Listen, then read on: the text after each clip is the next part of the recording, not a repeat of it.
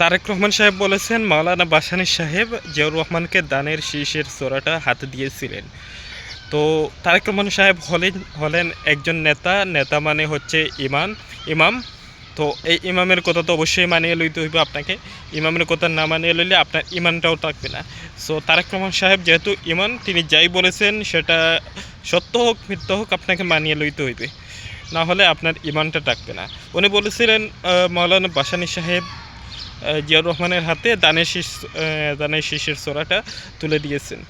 এখন বট বাহিনীরা কী শুরু করছে দেখেন, বট বাহিনীরা শুরু করছে মাওলানা ভাসানী সাহেব মারা গেছেন 1976 সালে, আর বিএনপি প্রতিষ্ঠিত হয়েছিল 1978 সালে। তাহলে কিভাবে মাওলানা ভাসানী সাহেব জিয়াউর রহমানের হাতে দানের শীষটা তুলে দিয়েছিলেন? আরে ভাই, এগুলো বাদ দেন, এগুলো বাদ দিয়ে তারেক রহমান সাহেব যেই কথা বলছেন সেটা কিন্তু মানিয়ে নিতে হবে, সেটা মেনে নেন। তিনি যাই বলছেন সেটাই ঠিক, আর কোনো কিছু কথা নেই। ওনার পেছনে ওনার কথার ভুল ধরার কোনো মানে হয় না।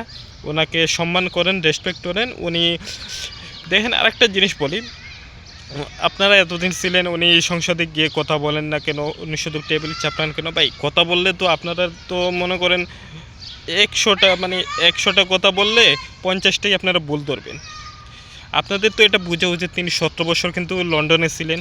তো তার সম্পর্কে তিনি যদি ভুল করেন সেটা ভুল বলা যাবে না, সেটাকে সহি শুদ্ধ বলে মেনে নিতে হবে।